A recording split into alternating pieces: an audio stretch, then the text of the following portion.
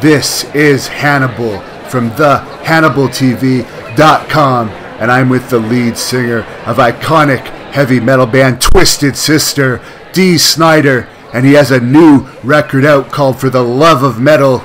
Could you talk about that for us, Dee? Solo record. You know, it was a dare from a guy named J.B. Josta, who you may or may not know, a band called Hatebreed. And we recorded the record. We had no record deal or anything. Record came out, went to number 20 on the Billboard charts. I haven't been on the charts in 30 years. It's one of the biggest metal records of the year all over the world. And I'm back on the road. I thought I was retiring, but apparently not. Any dates in Canada coming up? Yeah, I can't announce yet, but it's going to be a big tour with one of the biggest metal bands in the world. I'm special guesting all throughout North America, so that'll be in the spring. You'll be hearing about it, but there's a lot of dates in Canada. And you were recently on The Apprentice with Donald Trump. What was that like, working with the president on that show? Well, he wasn't president at the time, and we got along great. Became friends, him and the kids and the family. But when you socialize with people, there's 3 rules. Don't talk about religion, don't talk about sports, don't talk about politics. And we never did. Fortunately, when he became president, he started talking about those things, and we don't see eye to eye on virtually any of them. So it's very difficult to, when you're as pro-choice. I mean, I fought for the First Amendment. I'm a gun concealed carrier, don't worry, and women's right to choose, all those things. I'm so about choice, and if you're not for choice, I can't stand with you. So, do you still have your show on Sirius Satellite? I don't do Sirius anymore, but I've been doing syndicated radio, The House of Hair, for over 20 years, and I am up in Canada as well. Yeah, I have heard it actually in Ottawa. It used to be on in Ottawa. Yeah, so it's been 20 years on over 220 stations. It comes and it goes, but it never goes away like a bad penny, you know. Now is the about wrestling? Yeah, you're about wrestling. Of course. I'm friends with so many wrestlers. Who are some of the wrestlers you're friends with? Well, one of my closest friends in the world is Foley, Mick Foley. I'm surprised at that, actually. Why? Because he's not really the rock and roll type. He likes Christmas music. Well, I wrote a Christmas musical. I wrote a Christmas song that Celine Dion recorded. Twisted Sister did a Christmas album. Mick's been Santa at Twisted Sister Christmas shows, so I'm kind of a Christmas junkie too. Wow. And we're both, he does so much great charitable work, and he inspired me in a lot of ways to do a lot more charity work. He's a great guy. But also, Diamond Dallas Page, friends over there, Ric Flair over there, Chris Jericho. I mean, I have a lot of wrestling friends. Wow. What do you think of Jericho's music? He's got the Fozzy band going.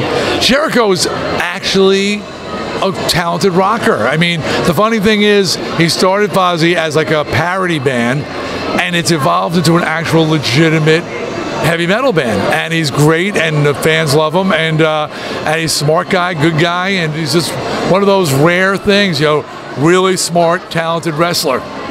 Now, for this album here, For the Love of Rock, is this going to be more the 80s style metal that we all love as Twisted Sister fans, or is this a newer style? For Love of Metal, it's a game changer, really, because it's more contemporary sounding, but it has enough of that old appeal that the old fans are loving it. I'm not just saying this, I'm kind of stunned. Like I said, I was retiring, and I didn't even have a record deal when we started recording this, and the reaction, if you go to like Spotify, 18 to 58, everybody's listening.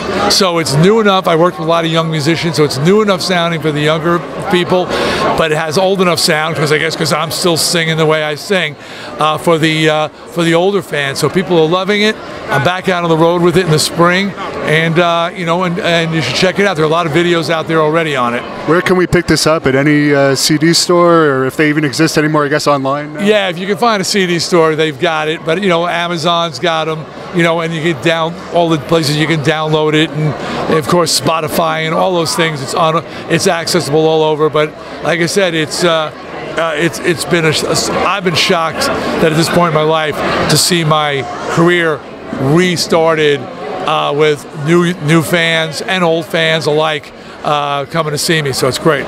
And you look like you're in really good shape these days. You could actually be a wrestler. What are you doing to stay in such good shape? I mean, people always, they do ask me that, and the thing is, they want to hear there's a miracle pill, or they want to think that I spend my life in the gym, but it's more a consistent approach to life, a consistent approach. You're in good shape too, to eating right, working out consistently. It's cumulative.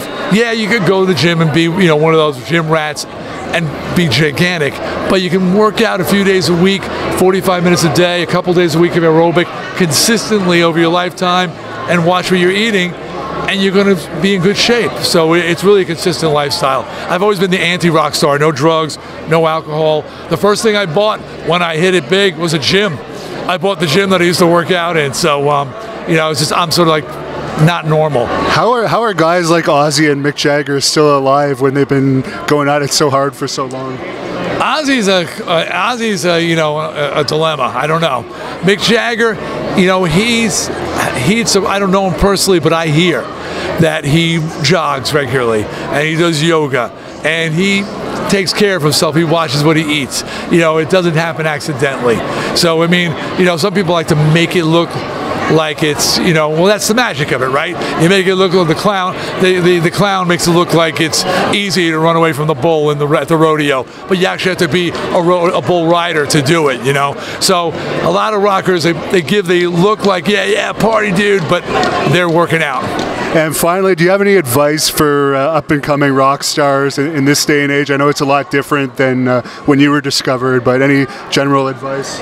Yeah, there are plenty of people out there who are discouraging and say, rock and roll's dead, the business is dead. I don't say that at all. A lot of talented young people out there. Don't be discouraged. It's not the same scene as it once was, but there's a lot of passionate bands and a lot of passionate fans. And there's money to be made. Listen to my podcast, I Want to Talk, by the way, because I focus on that a lot, just like the journey that people take to get to where they go. It's not the same journey I took, but there is success out there if you're really passionate about about your music. So I Want to Talk, that's on iTunes. Do you have any other social media where people can follow you? DSnyder.com, @DSnyder everywhere. Just remember, Snyder's an adjective, not a proper noun. I'm Snyder than you are. Any last plug for this Dee Snider for the love of metal? For the love of metal. It is hard. People are talking Metal Grammy already. It's crazy. So, and nobody's ever talked about Metal Grammy before. So check it out. You're going to love it.